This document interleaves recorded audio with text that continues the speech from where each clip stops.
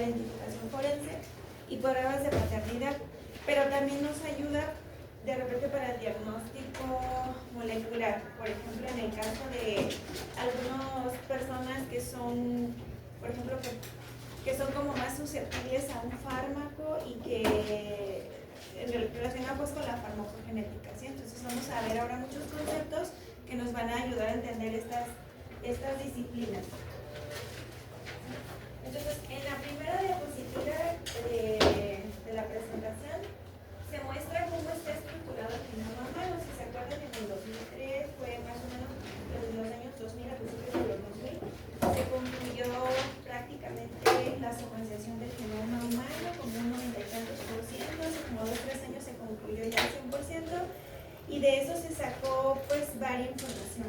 Creo que ya habíamos tocado en otras clases que habíamos mencionado que creían que el hecho de tener toda la información de la secuencia genómica creían que iba a ser como la panacea, es decir, ya no es que tengo toda la secuencia, voy a tener la respuesta para, pues a lo mejor entender todas las enfermedades. Sin embargo, pues a medida que avanzando la ciencia, nos damos cuenta que los procesos son muy complejos, ¿no? Principalmente en las disciplinas del área biomédica hay muchas ómicas, ¿sí? Genómica, metabolómica, epigenómica, entonces es muy difícil tratar de asignarle o atribuirle los efectos a lo mejor a un solo gen, porque dijimos que la mayoría de las enfermedades son multifactoriales. Entonces, lo que está en la primera diapositiva es cómo está organizado el genoma humano. Si se fijan ahí, del lado que está remarcado con azul, nos habla primero que hay una clasificación. Es el genoma mitocondrial y lo que se encuentra en el genoma nuclear, que es lo que básicamente ya hemos estado tocando en el flujo de la información genética. En este momento, prácticamente ya concluimos este flujo. Básicamente en las siguientes clases está mutación y mecanismos de reparación, que nos van a hablar de cómo la célula hace para corregir errores. Y si no se corrige errores, ¿qué sucede? Que hay enfermedades, ¿no? Pero básicamente, con la presentación del día de hoy, ya estamos integrando todo lo que aprendimos. El grupo de información genética ya lo terminamos, ¿sí? Entonces, la parte difícil ya se acabó del curso. En teoría, pues mecanismos de reparación a lo mejor nos puede asustar un poquito, pero no lo vamos a ver tan a profundidad. Entonces, puede ser complejo, pero dijimos que eso lo vamos a tocar en un examen grupal, que sería, pues, de una manera, una ayuda compartida, ¿no? Para sacar una nota entre todo el salón, ¿de acuerdo? Entonces, la parte difícil del curso ya la pasamos, ¿de acuerdo? Muy bien. Entonces, en esa diapositiva nos muestra cómo está estructurado el genoma. Acuérdense que la mitocondria tiene su propio genoma. Hay genes que vienen desde el núcleo y hay genes que los codifica la misma mitocondria. ¿Sí? Entonces ahí en esa primera diapo nos habla de cuántos genes son los que codifica la mitocondria. El resto o la mayoría de los genes son genes que están en el núcleo, pero si se fijan ahí en ese diagrama de flujo hay regiones que son génicas y regiones que están fuera de los genes, que se llaman extragénicas. ¿Se acuerdan que vimos que las regiones que son génicas, incluso hay regiones que son no codificantes, ¿cierto? Que serían los intrones, los promotores, todas esas cajitas que vimos son regiones que no codifican, que son muy importantes, por ejemplo, para el proceso de la regulación de la transcripción, pero que no van a expresar un gen, una proteína, ¿sí? Entonces son importantes para la transcripción y ya en la síntesis de las proteínas se pierde. Entonces a eso se refiere. Si se acuerdan, ya lo habíamos explicado, la mayor parte del genoma no codifica, ¿sí?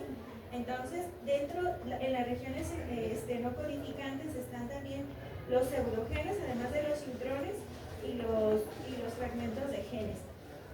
Los pseudogenes se refieren a aquellos, pseudo significa falso, entonces son genes falsos. Muchos de ellos ya los habíamos también mencionado, que a veces no se sabe cuál es su función, pero hay ejemplos de genes que funcionan como, ¿se acuerdan que lo habíamos visto? No me acuerdo en cuál de las clases, pero que eran así como que ellos se ofrecían para que las virus o bacterias se entretuvieran con ellos, es decir, los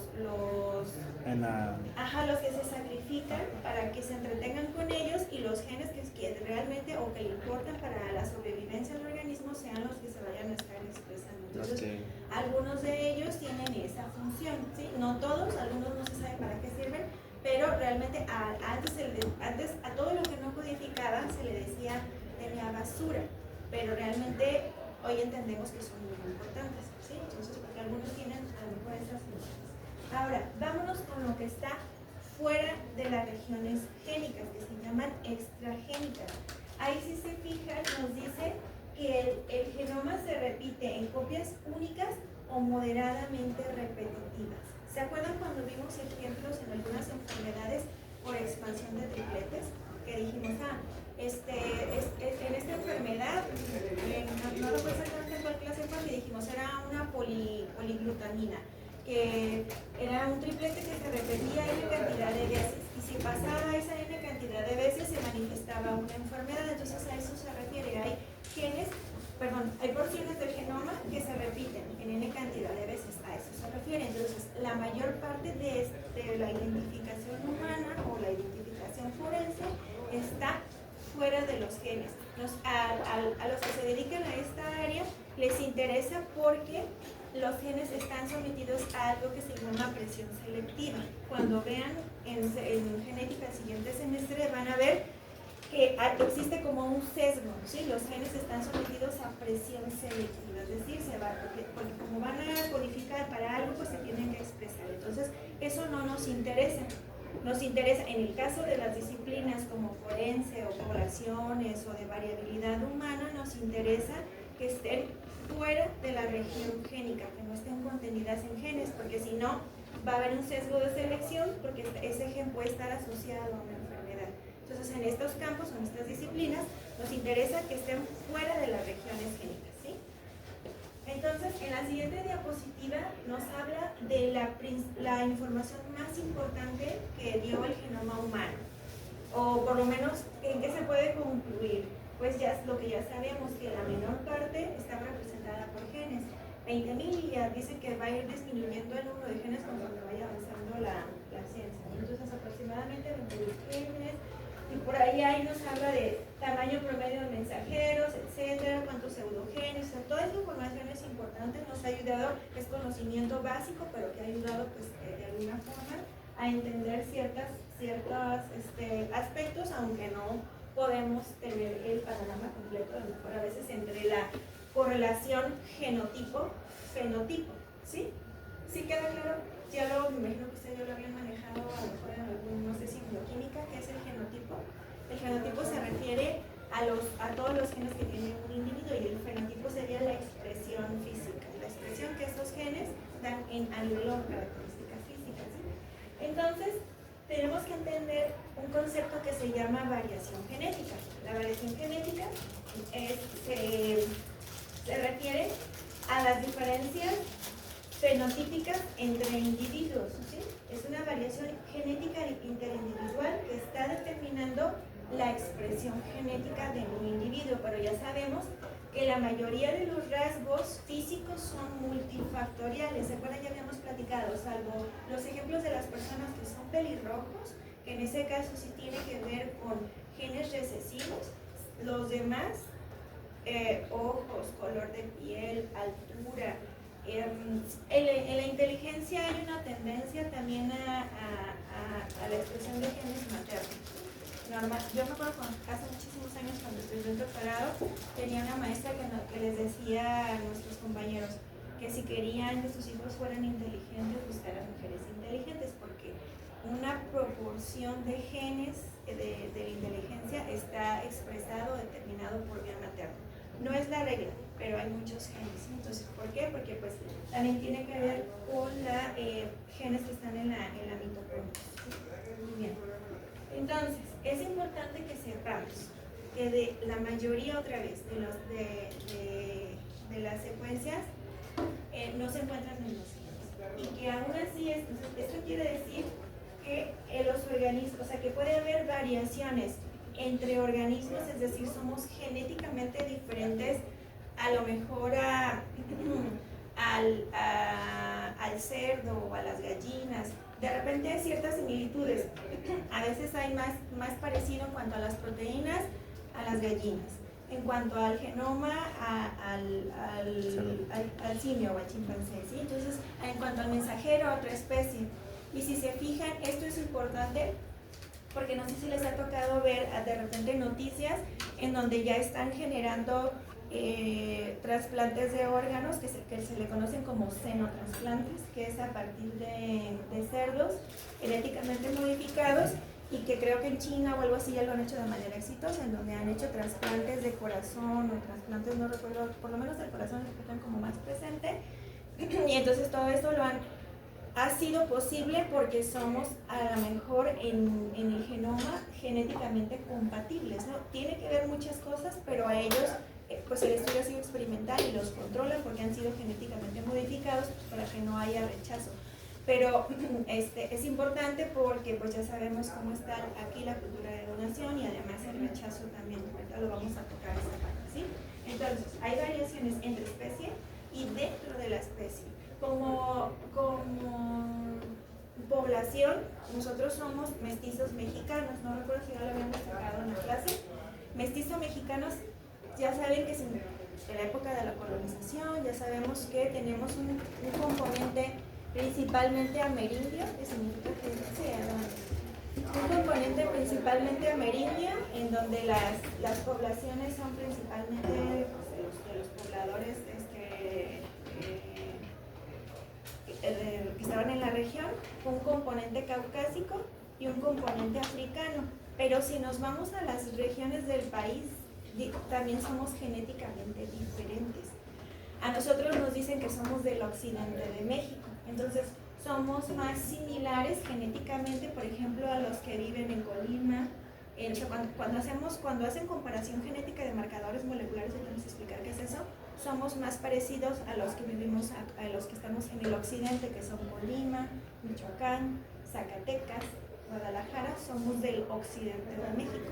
Si nos comparan a nosotros con alguien del sur o con alguien del norte, podemos ser genéticamente diferentes, porque en el sur habría más componente que en el sur del país. ¿Nativo? ¿Más qué? ¿Componente nativo? Puede ser nativo, sí, también, o también componente africano. ¿Se acuerdan que principalmente en los puertos como Veracruz era donde eran como los puertos de intercambio, cuando eran como las exportaciones y todo? Entonces ahí hay más presencia, a veces de repente de componente africano. Y si nos vamos más al norte, ¿qué esperaríamos? Europeo. Más componente europeo o caucásico. ¿Y esto por qué es importante? Porque a veces hay enfermedades que vienen como de un ancestro común. Entonces a veces hay enfermedades que son más frecuentes, no sé, en europeos, y eso se da más frecuente también en poblaciones que tienen un alto contenido de genes europeos o en poblaciones cerradas, ¿sí? Entonces pues, aquí es importante, por eso les hablábamos la otra vez cuando hicimos un caso clínico, que de repente se confundieron con el término, no recuerdo si era endogamia o era, es que uno es endogamia, que se refiere a entre familiares. Ajá, cuando entre familiares o consanguíneos, ¿no? Entonces a eso se refiere cuando las poblaciones son muy cerradas. Por ejemplo, en el caso de, no sé si alguien de aquí es de Tepa o de los Altos de Jalisco. El efecto fundador. ¿No? Ahí tiene que ver con el efecto fundador. Normalmente son poblaciones muy muy cerradas porque además de que son más chicas, aunque Tepa no es tan chico, pero luego de repente son medios elitistas. O sea, los güeritos se casan con los güeritos nada más o con ciertos apellidos, y eso hace que haya expresión de genes y disminución de otros. Y si esos genes están relacionados con una enfermedad, por eso se manifiestan las enfermedades. Entonces de ahí está el efecto fundador de las personas que viven en los Altos de Jalisco por alta prevalencia de Alzheimer de inicio temprano, y que eso sí tiene que ver con, es una mutación genética de origen hereditario, ¿sí? Entonces, por eso es importante, se supone que haya, ¿cómo se dice esa palabra? Que haya variabilidad genética, pero se refiere a que haya apareamiento azaroso, ¿sí? Es decir, que no nos casemos entre familiares, o a lo mejor en esas poblaciones no se casan entre familiares, pero como son tan chiquitas, en algún momento va a empezar como a subir la proporción de un gen que puede ser, está relacionado con una enfermedad, y eso es negativo, ¿sí? Como había un ejemplo de un pueblo en Europa, ya ve que hay gente que le hace daño a la leche. Y ese pueblo había acudido con un desastre y nomás había sobrevivido gente que tenía tolerancia. Tolerancia a la Entonces, lactosa. a la larga, todo el pueblo desarrolló tolerancia, pero es porque comparten un mismo gen Ajá. en conjunto, todos juntos. O sea, Sí. tienen algo. Igual todos, pero a la larga pueden irse mezclando varios genes distintos que pueden desarrollar enfermedades autosómicas. Por eso es importante que haya como apareamiento azaroso. No sé si les ha tocado ver, hay muchas enfermedades que dicen, judíos Ashkenazi, o de los, ¿han visto los menonitas? Los que de repente venden, los que venden quesos y eso. Son poblaciones que tienen, que culturalmente son muy cerradas. Entonces, ya ven que tienen usos y costumbres muy particulares y ellos no pueden casarse con una persona ajena a su cultura o a su grupo social porque si no los expulsan. Entonces ellos lo que están haciendo es aumentando la expresión de ciertos genes que en dado momento pues van a manifestarse con una enfermedad. A lo mejor puede haber algo positivo, pero normalmente y para la mala fortuna se hereda, luego dicen se hereda lo que no sirve, ¿verdad? De repente así pasa. Entonces a lo mejor hay algunas características físicas que los hace ser atractivos porque los vemos que tienen pues los ojitos muy claritos y la piel muy clara y todo lo demás, pero de repente tienen muchas enfermedades porque son poblaciones cerradas, que no se están, no hay apareamiento azaroso, ¿sí? Entonces eso lo van a ver el siguiente semestre, ¿de acuerdo? Entonces a eso se refiere variación intraespecie, aunque todos seamos mestizos mexicanos, hay diferencias entre regiones y es importante porque es importante que sepamos a lo mejor, como en el caso de los Altos de Jalisco, hay alta prevalencia de Alzheimer de inicio temprano y esa es una enfermedad muy rara y esto tiene que ver a lo mejor con un efecto formador o con una mutación de nuevo que se empezó a hacer frecuente precisamente porque la población estaba cerrada. Entonces no es lo mismo compararnos a alguien de Guadalajara con alguien de Veracruz o con alguien de Baja California, porque genéticamente podemos ser diferentes. ¿Preguntas o dudas? ¿Cómo lo hacen? Lo hacen con estudios en gemelos. ¿Gemelos cuáles? Gemelos monocigóticos. ¿Por qué creen?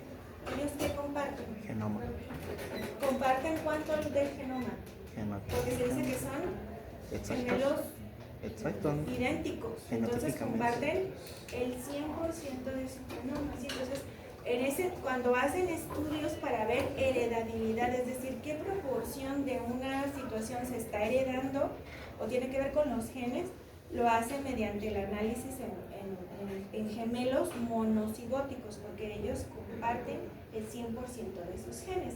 El otro día Dero me preguntaba de que había estado leyendo que estaba como impresionada porque algo me dijo de un estudio que revisó que había cambiado como la alimentación, la expresión de ciertos genes y esto normalmente no sé, hay un documental en Netflix, hay dos, en donde hacen estudios en gemelos y ponen cómo afecta la dieta con la expresión de los genes, incluso con el tamaño de los telómeros. ¿Ya se acuerdan que ya lo habíamos platicado? Uh-huh. Se supone que el tamaño de los telómeros tiene que ver el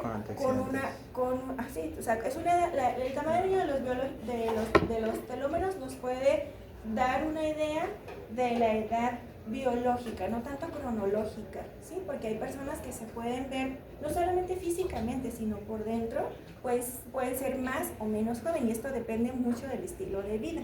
Entonces hay documentales en Netflix en donde hacen estudios en gemelos y los separan, en donde a uno les dan, por ejemplo, dieta omnívora y a otro dieta donde nada más está basada en vegetales y pues lo que ya sabemos, o sea, mejora la expresión de los genes, de muchos genes que tienen que ver como antioxidantes. ¿Eso que ellos sean trillizos y los separaron y se llevaron distintas familias cada uno y se ve una distinción en su fenotipo.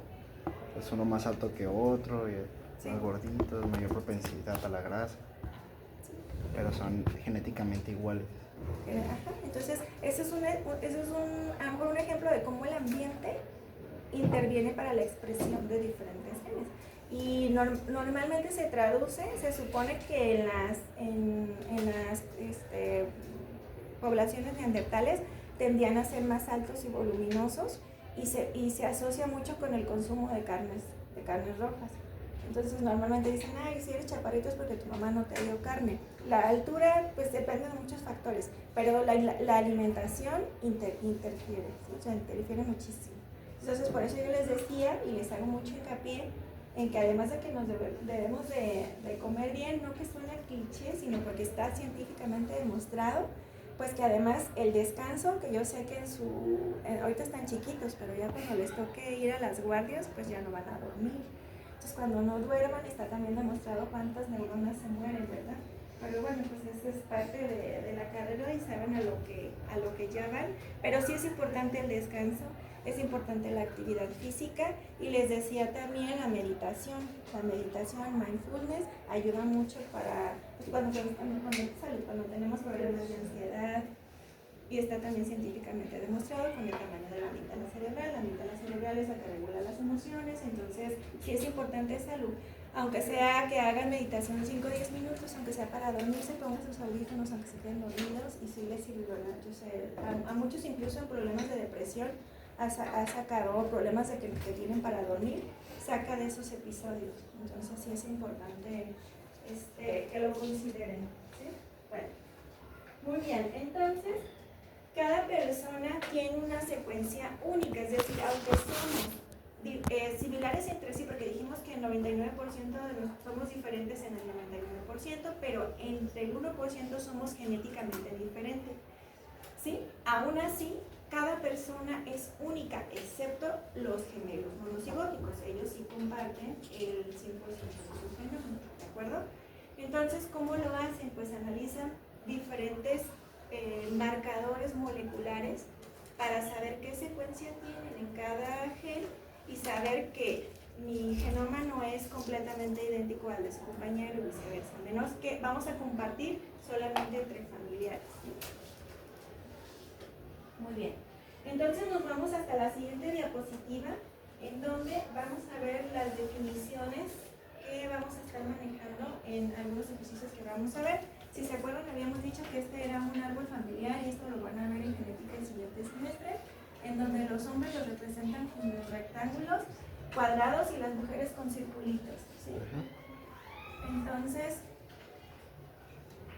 después van a aprender más cosas, ¿no? Cuando se está afectado, cuando no, eso lo van a aprender el siguiente semestre. Pero un puntito, ¿no? Entonces, vamos a suponer que este dominante, señor tiene un alelo dominante y un alelo recesivo y que la señora tiene 2 alelos recesivos, ¿sí? Entonces, acá podemos poner así, ¿sale?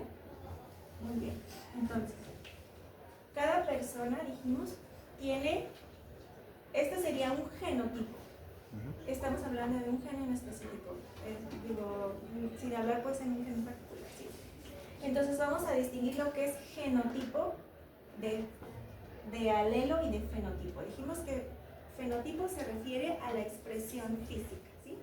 Genotipo se refiere en este caso el genotipo de esta persona tiene un alelo A mayúscula, este sería un alelo dominante.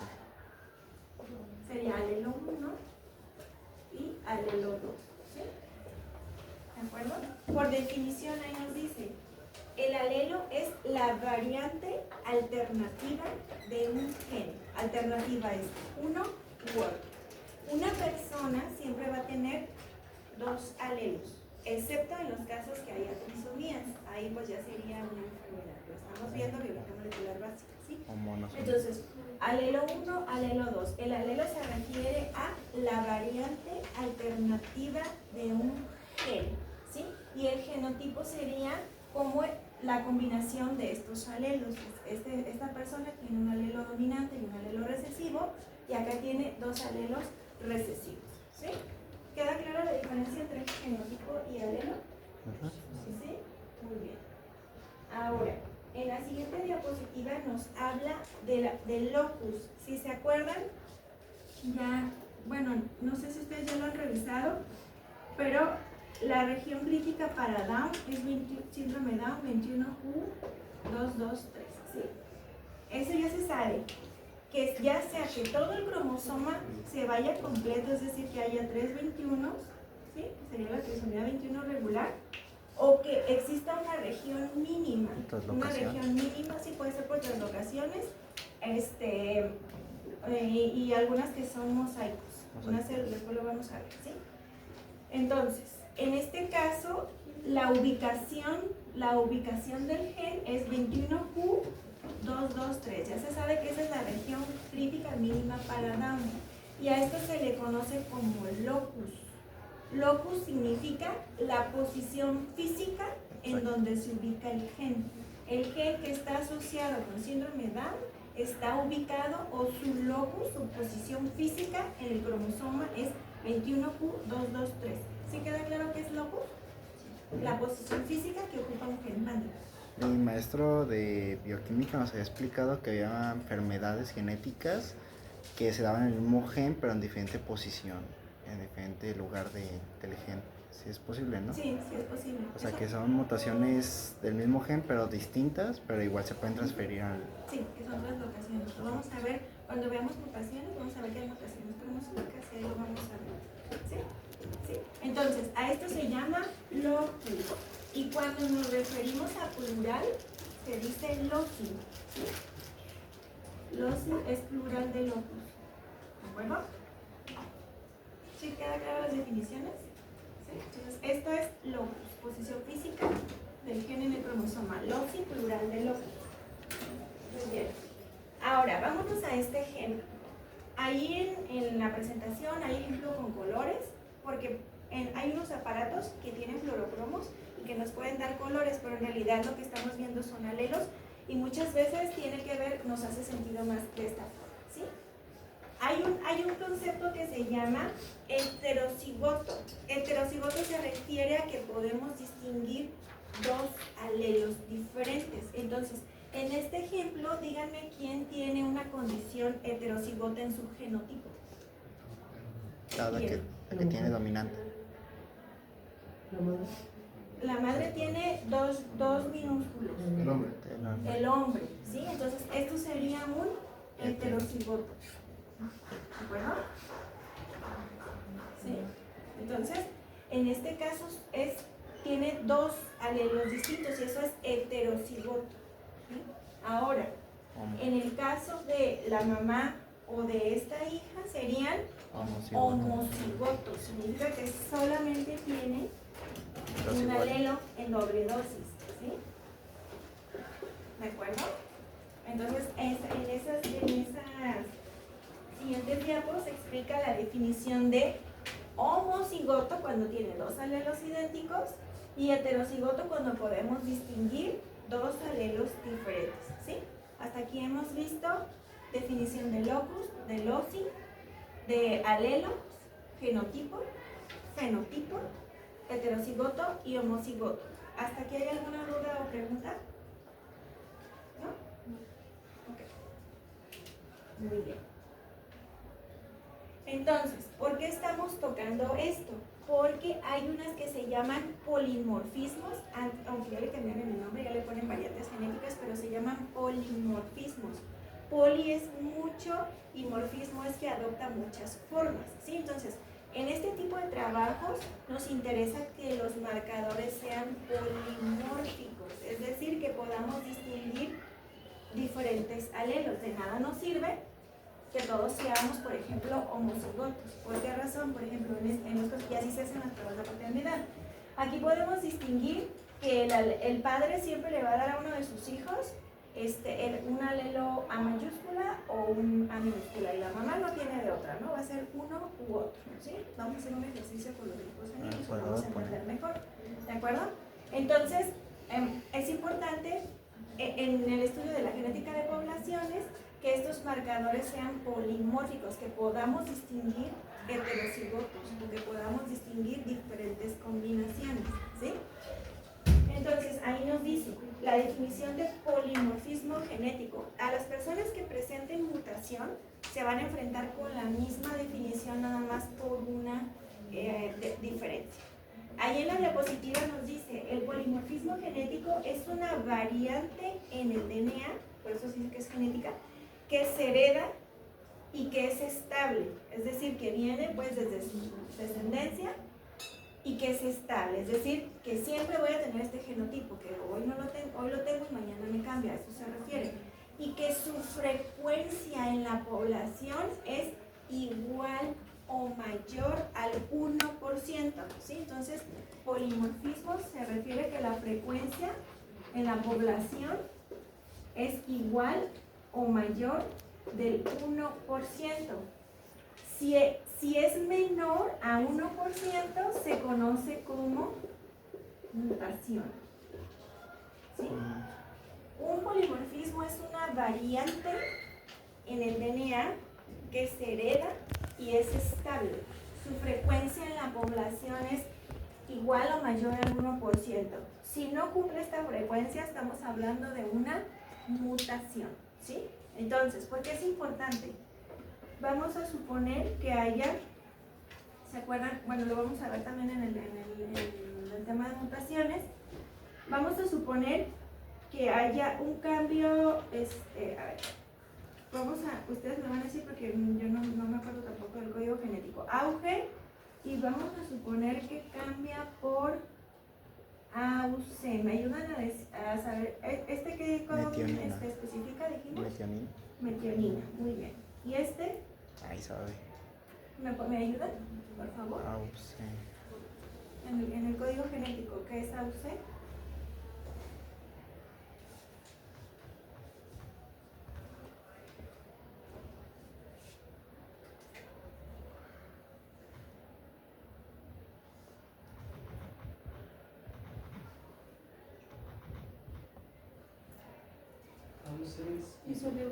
Isoleucina, ok, gracias. Entonces esto cambió de tener una metionina por una variante, por un cambio, ¿qué es lo que cambia en el triplete? ¿Qué cambia?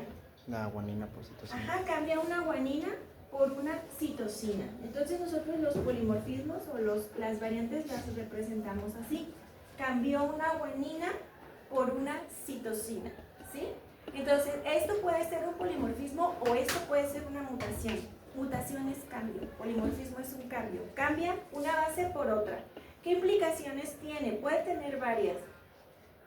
Puede cambiar dependiendo de la naturaleza del aminoácido, porque puede cambiar un aminoácido polar por un hidrofóbico al revés, o puede ser que afecte a un dominio de la proteína.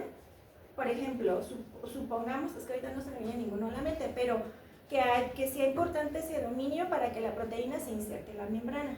Entonces, si hay un cambio, una mutación, un polimorfismo, como lo queramos llamar, que haga que esos aminoácidos cambien de hidrofóbicos a polares, entonces va a hacer que esa proteína, por ejemplo, no se pueda integrar en la membrana y que no ejerza su función, ¿sí? Puede ser que la proteína, normalmente la proteína le echa ganas, y hagan de cuenta, yo siempre les digo, dando cuenta que la proteína coja, ahí anda como coja, pero saca su trabajo, o sea, dice, no me importa, o sea, no ando trabajando al 100, pero yo saco la chamba. Normalmente así le hace la célula. Muchas enfermedades se manifiestan porque el cambio pues puede ser incompatible con la vida, o entonces ¿de qué depende? Depende de qué dominio estructural esté afectando a la proteína.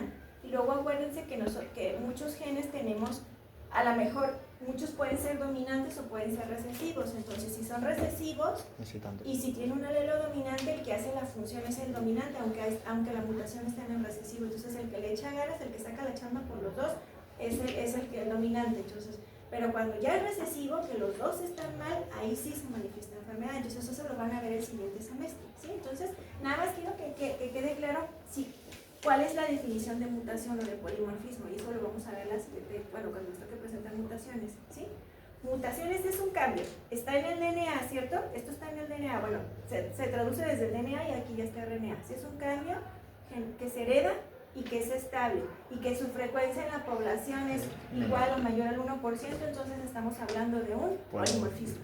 Y si es menor al 1%, es decir, que sea raro este cambio, estamos hablando de una mutación, ¿sí? ¿De acuerdo? ¿Queda claro qué es el polimorfismo? Entonces, ¿para qué se utiliza? Se utiliza para muchas cosas. Se utiliza para pruebas forenses, para pruebas de paternidad, para diagnóstico molecular, para la ayuda para trasplante de órgano. Esto ya lo habíamos hablado, ¿se acuerdan? El complejo principal de histocompatibilidad está relacionado con genes que tienen que ver HLA. HLA ya lo habíamos tocado, que las mujeres tenemos en la nariz es la capacidad como Para oler de variabilidad. oler un sistema inmune diferente y tiene mucho que ver con el HLA. Entonces el HLA, bueno, eso a lo mejor sería una característica evolutiva, pero el HLA se asocia con el análisis o con el diagnóstico para el rechazo de trasplantes. Entonces normalmente cuando tienen que ver si dos personas son compatibles, porque si no son compatibles, pues va a haber un rechazo, ¿cierto? Entonces hacen un perfil genético y ese perfil genético, en ese perfil analizan marcadores moleculares que tienen que tener estas características, ¿sí? Que ven, o sea, pues a ver, en el caso de trasplante están los del HLA, en el caso de enfermedades están otros marcadores, en el caso de diferencia están otros marcadores, ¿sí? Entonces a eso se refiere, por eso es importante.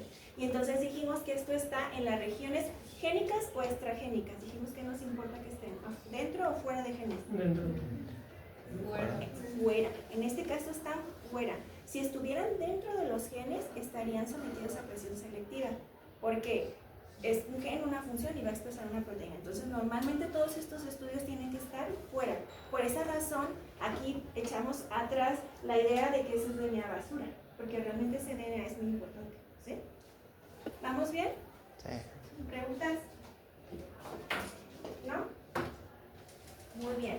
Entonces, va a haber una clasificación de los polimorfismos. En el caso de las mutaciones, la clasificación puede ser más amplia. Pero si se fijan ahí, hay un triplete que codifica para leucina. ¿Se acuerdan que dijimos que era el código genético es degenerado? No viene en el examen, el código genético es degenerado, ¿sí? Y entonces va a haber aminoácidos que están más o menos degenerados, ¿sí? Entonces, si se fijan en la siguiente diapositiva, nos habla de un triplete que codifica para leucina. CTT y el otro es CTC. Entonces los dos son leucina, ¿sí? Y a este se le llama polimorfismo sinónimo sinónimo o silente. Sinónimo o silente. Significa Es una variación, pero es una variante. Aquí que cambia, cambia una timina por una citosina. Que en la proteína no le va a pasar nada porque va a seguir insertando una leucina, ¿sí? Ahora, es muy difícil categorizar si una mutación o un polimorfismo es benigno, es benigno o es maligno. Normalmente eso se hace con el análisis de estudio familiar y es más amplio y no lo vamos a alcanzar a ver aquí en el curso. Pero, ¿de qué depende? Depende de muchas cosas. Uno puede decir, pues no le pasa a la proteína nada porque pues es leucina. Sin embargo, no me acuerdo si eso los había platicado.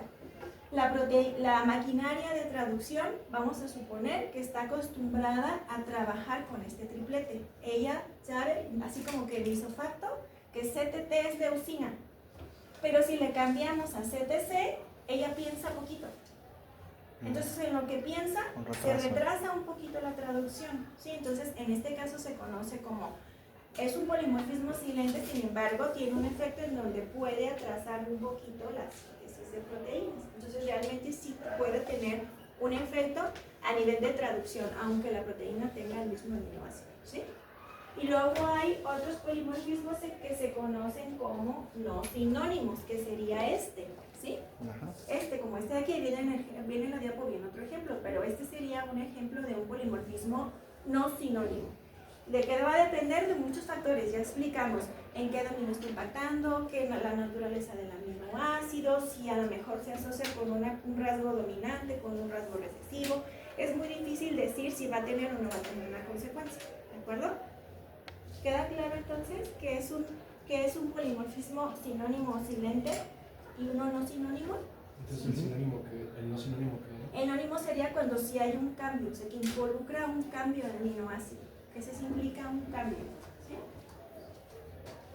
Que implica un cambio en el código genético. ¿Qué pasaría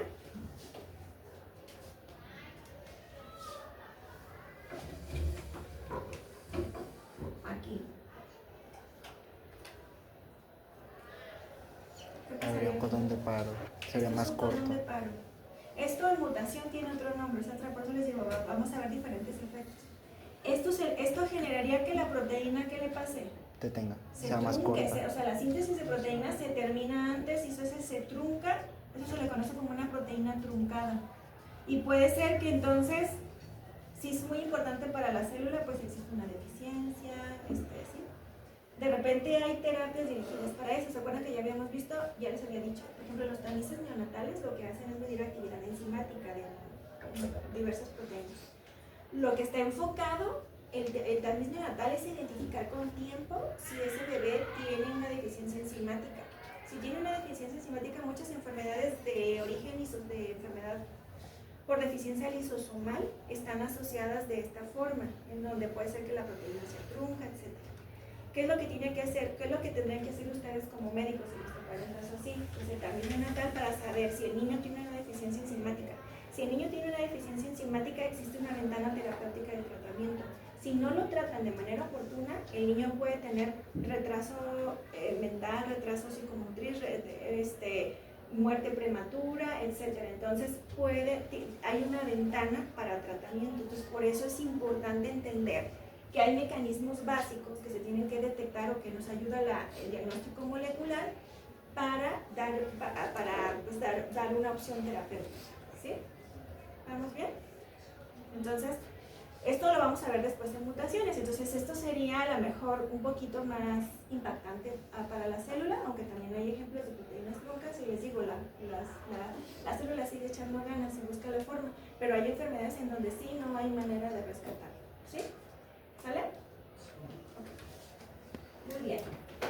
Entonces, para eso utilizamos estos marcadores genéticos o marcadores moleculares, en donde necesitamos que sean polimórficos. ¿A qué nos referimos polimórficos? Que sean frecuentes y que podamos distinguir heterocigotos, ¿sí? ¿De acuerdo? Que sean específicos, es decir, que si pasa por ahí en el laboratorio un ratón, no vayan a amplificar el genoma del ratón, sino nada más el genoma del humano, ¿sí? Que se hereden en forma mendeliana, ¿de acuerdo? Como nos dijo Mendel, lo vamos a entender un poquito cuando hagamos el ejercicio de los grupos sanguíneos. Que no se modifiquen por estados patológicos ambientales, eso se refiere a que sean estables, lo que les decía, hoy tengo este genotipo, mañana lo voy a seguir teniendo. ¿Cuándo cambia? Cuando, en el caso de tumores, ahí sí cambia. Por ejemplo, si yo tengo, no es lo mismo que yo tenga sangre periférica y que a lo mejor ustedes toman una biopsia y si ya hay un tumor, ahí sí hay cambios, o sea, ahí a lo mejor el germinal se llama, a lo mejor ya no va a coincidir con el del tumor. ¿Por qué? Porque pues ya ahí hay otro evento que se asocia con un cambio. Ahí sí puede ser que sea diferente. O sea, ahí sí es normal que haya cambios, ¿sí?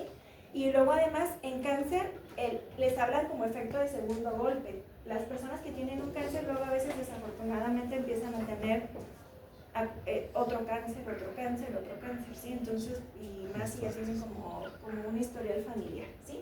Entonces en condiciones normales nuestro genotipo no va a cambiar, ¿sí? Salvo alguna condición patológica. Nuestro genotipo no tiene por qué cambiar, a eso se refiere, ¿de acuerdo? Y también se busca que la técnica sea económica para analizar. Muy bien, ¿en qué lo vamos a emplear? Entonces ya explicamos, en trasplante de órganos.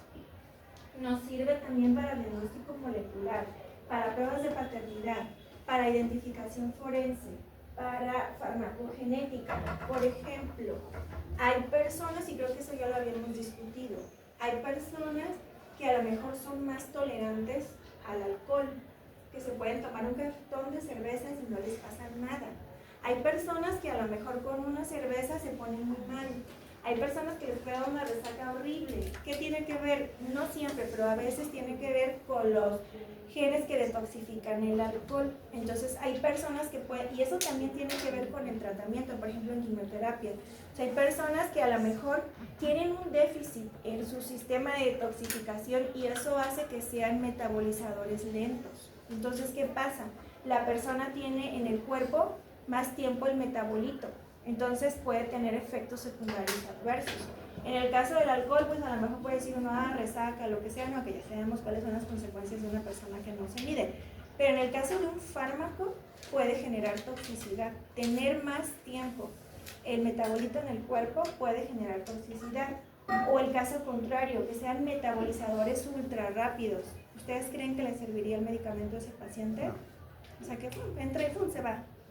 Pues no, o sea, no va a tener el efecto terapéutico.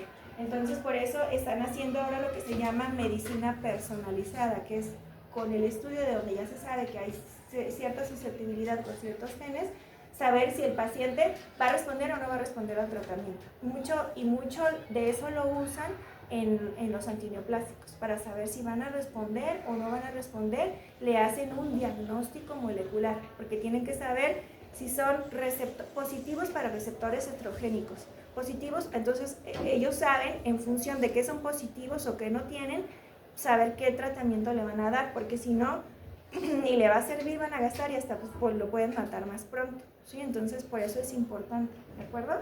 Eso sería como los principales usos. ¿Vamos bien? Si están aburridos, los dejo 5 minutos para que salgan, o vamos bien, ¿no? Ok, bueno. Entonces va a haber varios polimorfismos o variantes.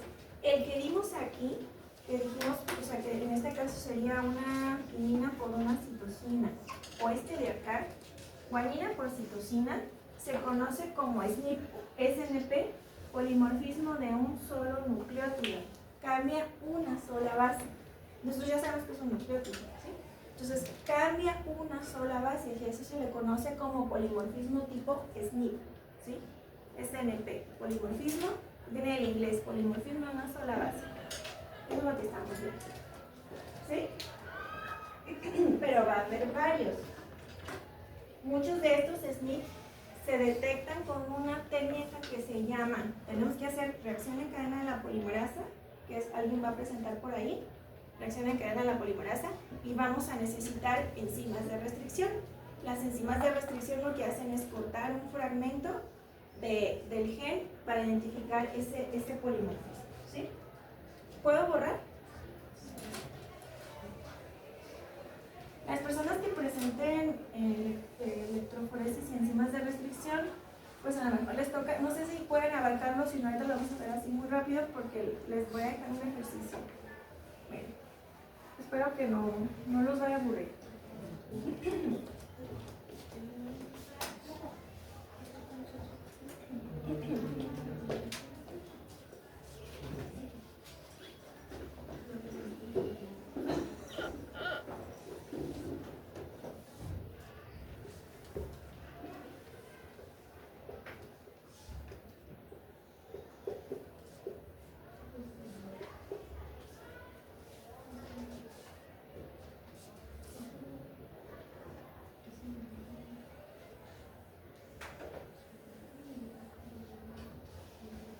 Muy bien, entonces vamos a suponer que yo quiero detectar un polimorfismo que está en la posición 6. Es una posición bien chiquita, así no funciona, pero para entenderla un poquito, ¿sí? Entonces en la posición 6 se conoce el alelo que normalmente es el más común, se conoce como silvestre, ¿sí?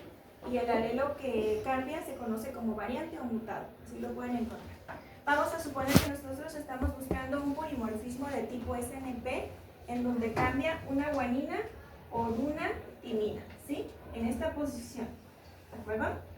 Entonces hay una enzima de restricción. La enzima de restricción viene de microorganismos. Nosotros la incubamos, hacemos PCR, reacción en cadena de la polimerasa, después lo vamos a ver. La incubamos a temperatura, muchas trabajan a 37, otras a 72, depende de cuál. Y ella detecta una secuencia, ¿sí? Entonces vamos a suponer que ella detecta la secuencia silvestre. ¿Qué dijimos que era el alelo silvestre? En este caso, nuestro ejemplo sería guanina. Entonces vamos a suponer que la enzima va a detectar esta secuencia A, G, G, C, ¿sí? ¿De acuerdo? Entonces, si hay un cambio, entonces suponiendo que si sí está el alelo, vamos a intentar que la enzima corta aquí. La enzima es como una tijera molecular, ¿sí?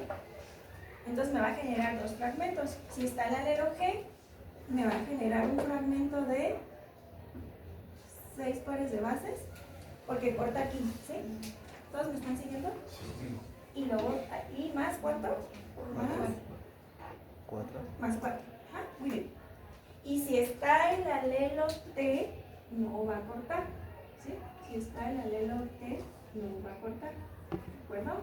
Entonces, si no va a cortar, ¿cuánto voy a tener? 10. Muy bien. Entonces, con la técnica que se llama electroforesis, la electroforesis es una técnica, ya les voy a explicar, y a lo mejor alguno de ustedes hizo electroforesis de proteínas. La electroforesis tiene como función separar en un campo eléctrico ácidos nucleicos o proteínas en función de su carga y de su tamaño. Dijimos que el DNA tiene carga negativa, ¿verdad? Y entonces dijimos, vamos a poner un marcador de peso molecular que sería como nuestro estándar, que es el marcador de peso molecular, ¿sí? Y luego vamos a poder ver diferentes patrones. Dijimos que los fragmentos, entonces el DNA migra, porque migra hacia acá, porque va a migrar, aquí lo vamos a cargar, ¿sí? Cuando veamos electroforesis vamos a ver que hay este gelecito, lo vamos a cargar, y dijimos que el gel era una malla tridimensional en donde los fragmentos más pequeños van a migrar primero y los fragmentos más pesados se van a quedar atorados. Hagan de cuenta que es un porito, entonces el fragmento más gordito ya no pasa y ahí se atora, ¿sí? Entonces se atora arriba, y el más ligerito sí pasa y ahí hasta donde ya no cae, ¿sí? Entonces a eso se refiere la electroforesis, ¿de acuerdo? Entonces vamos a tener en este ejemplo 3 genotipos diferentes, ¿sí? 3 genotipos diferentes. ¿Se acuerdan que dijimos que era genotipo? Involucra 2 alelos, ¿sí? Díganme cuáles serían los 3 genotipos diferentes, considerando que hay solamente 2 alelos, guanina y timina. Yo tendría homocigoto para el alelo silvestre, tendría heterocigoto y tendría homocigoto para la variante para el alelo mutado. Ya les dije a qué se refiere cada uno. GT, GG y TG. Muy bien, ¿cuáles serían? Un genotipo. GT. GT, ese sería heterocigoto, ajá. GG. Homo y TG. Ah, Homocigoto para el alelo silvestre, silvestre es el más común, heterocigoto porque son 2 alelos diferentes, y homocigoto para el alelo, para la variante, para el alelo mutado, dependiendo de cómo lo consulte. ¿Sí me van siguiendo? sí. Vamos entonces ahora al patrón, ¿sí? ¿Cómo vería una persona que tiene 2 alelos G en patrón de cortes? Yo lo vería ya, ahorita les explico, en patrón de cortes. ¿Patrón de corte? Ajá, o sea, el alelo G, yo cuáles bandas vería. Ajá, se vería, exacto, se vería 6 más 4 en doble dosis, ¿de acuerdo? ¿Sí? Y este, ¿qué tendría que tener? Una banda de 10 y una banda de, bueno, de 6 más 4, ¿verdad? ¿Sí? Ok. Entonces el 10 es la que corresponde al alelote porque no corto. Y en esta, en esta TT solamente tendría una banda de 10, ¿sí? ¿Cómo lo vería en un patrón de electroforesis? Este ejemplo es bien sencillo y normalmente no lo podríamos a lo mejor hacer porque hacer la diferencia o separación de una sola base es bien difícil, ¿sí? Entonces, es un ejemplo hipotético, porque esto no existe, sería más fácil si lo podríamos hacer si yo le aumento aquí, ¿no? O sea, si yo pongo 60 y 40 pares de bases y 100. Nada más esto lo hice para que lo entendiéramos, porque no me iba a poder hacer 100 bases en el pizarrón, ¿sí? Entonces vamos a multiplicarlo por 10 y vamos a suponer que miden 60 y 40 y esta mide 100, ¿sí? Entonces, yo voy a tener aquí, voy a poner un marcador de 25, que va a ir de 25 a 25, 25, 50, 55 y 100, ¿sí? ¿Cómo vería yo un homocigoto TT? ¿Cómo lo vería? ¿En dónde lo pongo? En 100. Y lo voy a ver en doble dosis, ¿sí? ¿Cómo vería un heterocigoto GT? ¿Vería una banda? ¿Un alelo T en dónde lo pongo? En 100, ajá. 60, lo vamos a poner un poquito por aquí. 40. Y 40, un poquito por aquí, ¿sí? ¿Y cómo vería? ¿Cuál me falta? Un GG, ¿verdad? Un GG, ¿no me estoy equivocando? Yo ya dije que me equivoqué. ¿No? Ok, ¿cómo lo vería? Entonces, 2, nada más vería aquí, pero doble dosis, ¿sí? Porque está en doble dosis, ¿de acuerdo? ¿Sí? Y así se hace. Maestra, ¿a qué se refiere con doble dosis? Ah, porque parece que es 2 alelos, o sea, un alelo, o sea, 2 alelos G, ¿sí? ¿Sale? ¿De acuerdo? ¿Sí quedó claro? Entonces, esto es una técnica que se llama electroforesis y sirve para identificar polimorfismos que son del tipo SNP, o sea, de una sola base. ¿Sí? ¿Sale? Vamos ¿Vamos bien o no? Cabrón, ¿Sí? qué bueno. ¿Más o menos? Ah. O sea, ¿cómo lo hace? Pues sacando el tamaño. ¿Sí? Entonces, en el ejercicio va a venir a, pues mide 80 y la enzima reconoce esta secuencia. O sea, lo puedes hacer con Word, o sea, dicen, busca esta secuencia. Y la enzima corta aquí. Pues van a sacar cuánto mide de aquí a aquí, cuánto les falta de aquí a 80, ¿sí? Por ejemplo. ¿Sí? Entonces ya ustedes ya sacan cuánto mide si fuera homocigoto, heterocigoto y homocigoto para cortar. ¿Sí? ¿De acuerdo? Ok. ¿Vamos bien? ¿O están asustados? Mande. ¿Podría repetir dónde puso las dos rayitas? Ya. ¿En las del GG? Sí, también Ajá. lo entiendo. ¿También aquí? Así. Vamos a tener una banda que mide 100 porque es el alelo T, porque es no corte. Entonces esta va a medir 100 y esta va a ser el alelo T.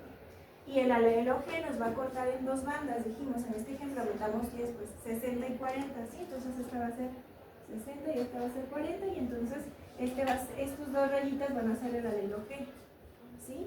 Y en este son dos, como son dos alelos G, nada más vamos a ver otro, o sea, no vamos a ver este de acá, vamos a ver solamente este, pero debería de estar en teoría un poquito más gruesa que este, porque este es un alelo y estos son dos alelos, ¿sí? Sería, dije aquí, que sería también 60 y 40, ¿sí? ¿Puedo borrar? ¿Sí? Es que esto de revisar me entretiene un montón. A ver.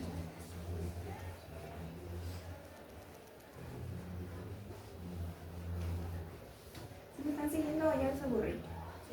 Sí. Ahí vamos. Muy bien. Ahorita van a saber para qué sirve, pues no se me desesperen, ¿sí? Entonces, vamos ahora con otros polimorfismos que se llaman, ¿se acuerdan que dijimos había en las regiones extragénicas DNA de copia única y DNA altamente repetitivo? Entonces, para el examen grupal es importante que ustedes sepan este concepto. Hay DNA altamente repetitivo en donde en función de su unidad de repetición se van a clasificar en satélite,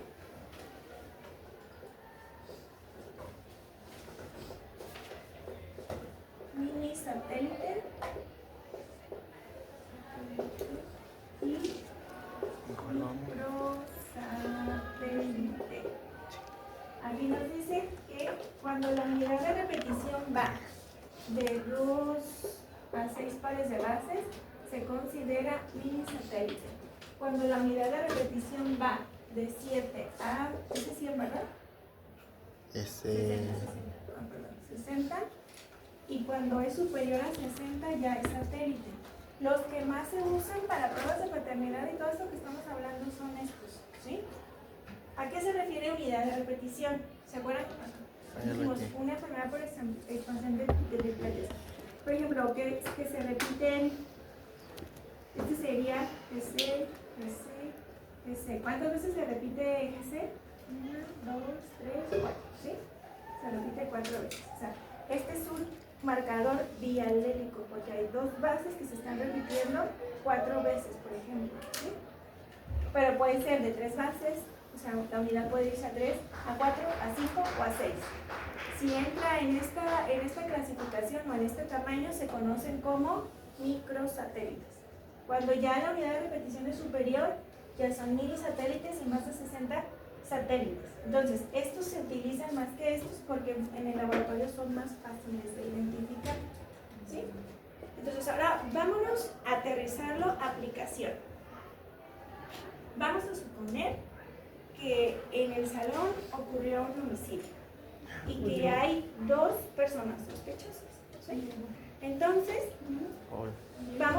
nosotros ya sabemos biología molecular y queremos saber cuál de los 2 marcadores que ya vimos es más útil utilizar para esclarecer ese homicidio, ¿sí? Fíjense bien, entonces, en el caso de los SNP dijimos que nada más teníamos 3 genotipos, ¿sí?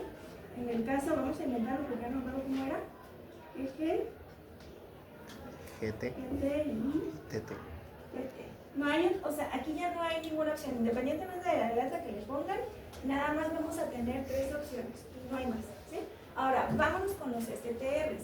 En el caso de los STRs, una persona nada más va a poder tener 2 alelos, eso es indiscutible. Siempre va a venir uno del papá y otro de la mamá, a menos que haya disunión biparental, eso no lo discutimos y lo van a ver en el siguiente semestre, que eso sí es una enfermedad. Angelman o Prader-Willi, eso no lo vamos a ver ahorita. Pero siempre una persona va a tener 2 alelos. En función del número de repeticiones, en el caso de los microsatélites puede haber varios alelos. Vamos a suponer que haya un alelo 1, o sea que tenga, por ejemplo, el alelo 1 para mí es el que tiene 4 repetidos, ¿sí? El alelo 2 es el que tiene 5, el 3 es el que tiene 6, 4, 7, 5, 8, ¿sí? Entonces nada más vámonos con este ejemplo.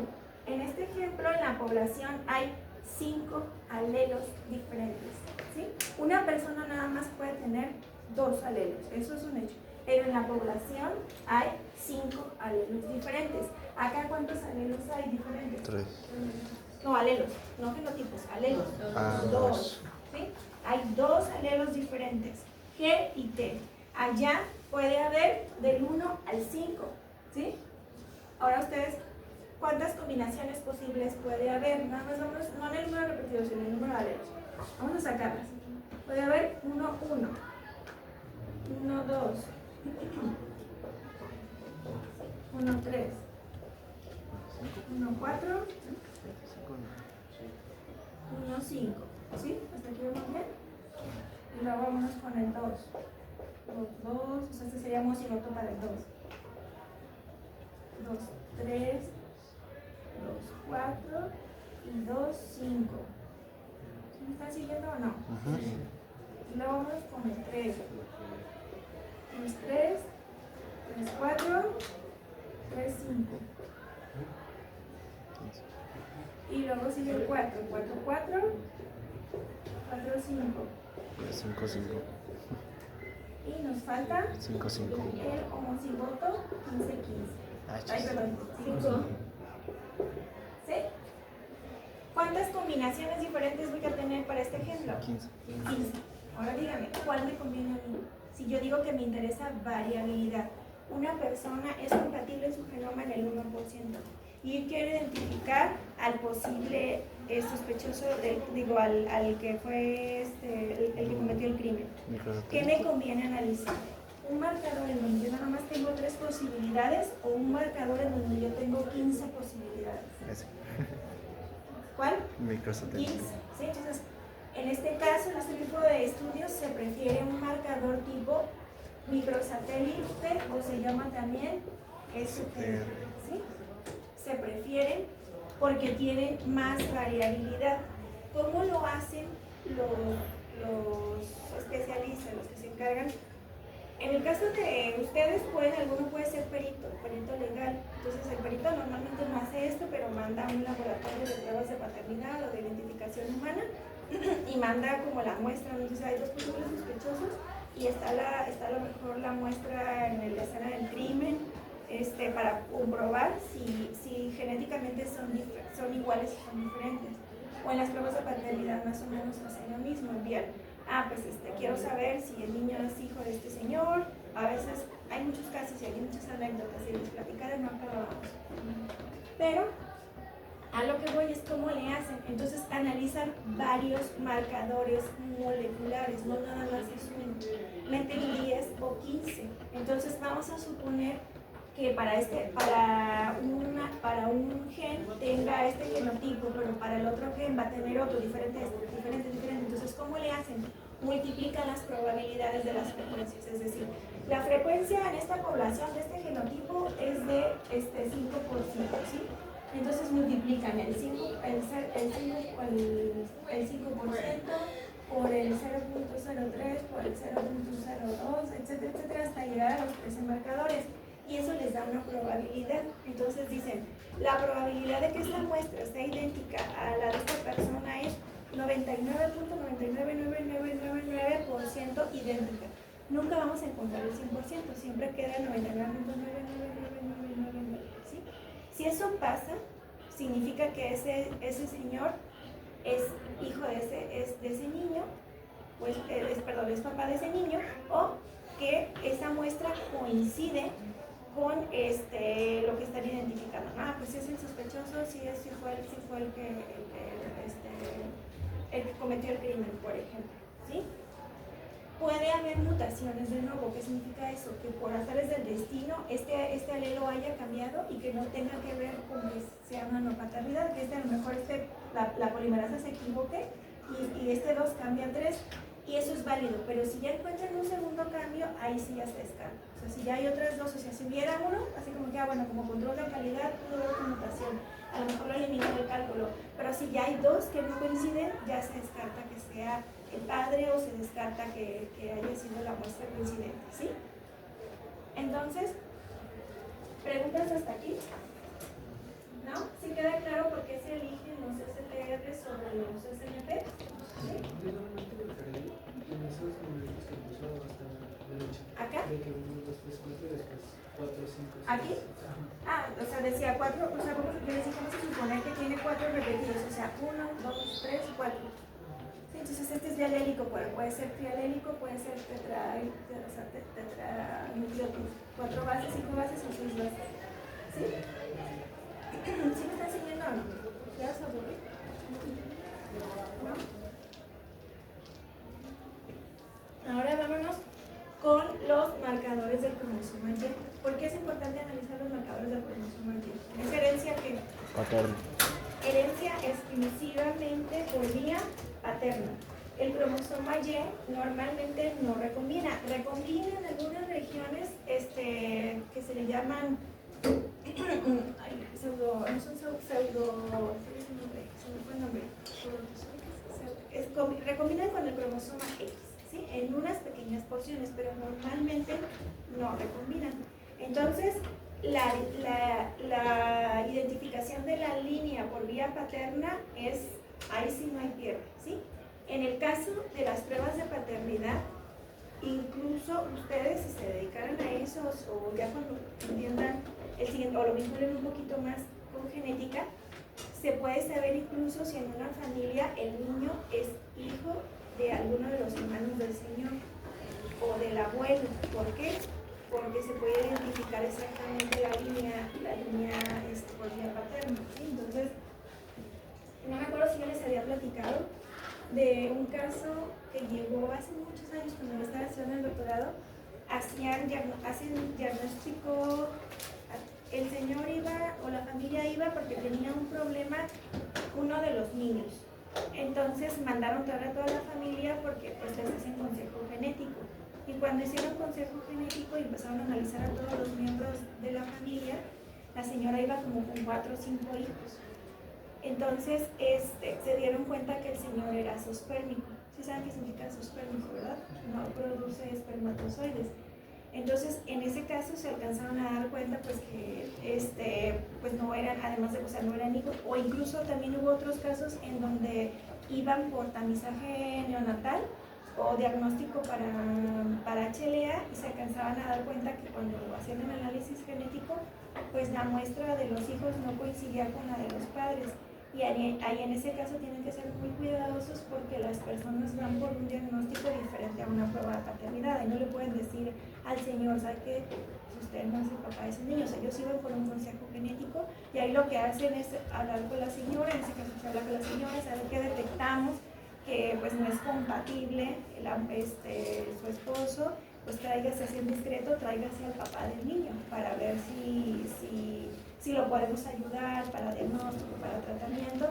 Entonces sí es importante que en el caso pues de la ética en el ejercicio de su profesión cuiden esas cosas, porque no pueden decirle al paciente algo por lo que no está yendo, porque los puede demandar porque destruyen su familia y pues tienen argumentos. Dice, yo no iba para que le dijeran a mi esposo que no eran sus hijos, yo iba porque mi hijo está enfermo y necesito un tratamiento. Entonces, además de que me quedé con mi hijo, de que no tiene tratamiento, ahora me quedé sin mi esposo. Entonces sí tiene muchas consecuencias éticas y legales, es muy delicado. Si en dado caso el esposo sí nos pregunte directamente, ¿tenemos la obligación de responderle? No pueden, a menos que vayan, o sea, como que tengan una orden en donde digan que se le va a hacer un diagnóstico de prueba de paternidad. Y el señor, si tiene como, en ese caso, tiene como la autoridad, si es tutor legal, sí puede ir. Incluso en los laboratorios de pruebas de paternidad se llevaban a los niños sin que supiera la mamá. Y como no les toman muestra, nada más ya ven que les toman del cabello bucal, entonces el niño dice, vamos a jugar, y ya pues le sacan la muestra y ahí ya se pueden dar cuenta si es súper bueno. O sea, él lo puede hacer, pero él tendría que hacerlo en un laboratorio especializado, ¿no? En una prueba genética que les puede ayudar, incluso con grupos sanguíneos, lo vamos a ver en la siguiente clase, vamos a hacer un ejercicio y vamos a ver que con los grupos sanguíneos determinar si alguien eso no ha adoptado. ¿Sí? Entonces, Qué chido. sabiendo genética, entonces a lo mejor a ustedes les llega un caso en el hospital en donde van a ver que hay escenarios en donde no, bueno, va a haber excepciones, pues hay una que se llama genotipo Bombay, que son mutaciones pero son bien raras, ¿sí? Entonces ustedes con el grupo sanguíneo se pueden dar cuenta que el señor no es papá de mí, no le pueden decir así, no le pueden decir a que dice que encontramos que no es papá. No, eso no se puede, ¿sí? Entonces para que tengan muchísimo cuidado, no pueden contestar algo porque no están haciendo señales de nada, ¿sí? ¿Hasta aquí vamos bien? Esperemos que para la siguiente ya tengamos cañón, ya sé que ya he empezado a confirmar, a mí también me está lastimando mucho la garganta, pero no sé si hasta aquí quedó claro y podemos continuar con la siguiente clase con el contenido de este tema. Vamos a ver cómo las aplicaciones ya en los ejercicios y les explico ya con colores, con el cañón, cómo es que se hace a lo mejor la estimación de la concordancia para saber si son o no son papás o así. ¿Sí? ¿Alguna duda o pregunta? Bueno, entonces, ¿ahora qué estamos? 28. Quedamos que el examen va a ser el jueves o el martes. El examen. El 4, ¿verdad? Ah, perdón. Es que yo pensé que era jueves. Entonces, el jueves los veo para continuar con la clase. Hacemos el ejercicio de los grupos en línea, o sea, terminamos, hacemos el ejercicio de los grupos en niños y pues ya con esto concluiríamos las presentaciones oficialmente por mi parte, ¿sí? Ya van a empezar ustedes, en donde quedamos que van a empezar a subirlo, las que son como clásicas, mutaciones y mecanismos de reparación los van a subir al Classroom, las vamos a revisar cada uno, va a haber unas preguntas, la integración, y después depende mucho de la agenda de los que me van a venir a ayudar, pero a lo mejor va a haber inters entre que presenten algunos de los de la otra forma, que son los videitos cortos, y que le ayuden les van a presentar la de secuenciación masiva va a ser en línea, porque el profesor no puede venir. Sí, entonces les voy a dar el enlace, les digo qué día exactamente. Les subo todo al Classroom para que quede ahí claro todo. La de extracción de ácidos nucleicos y la de CRISPR-Cas van a ser aquí, en formato normal, pero me van a venir a ayudar y ya los demás van a ser ustedes. ¿Sí? Entonces, pues bueno, los veo pues. Gracias. Gracias.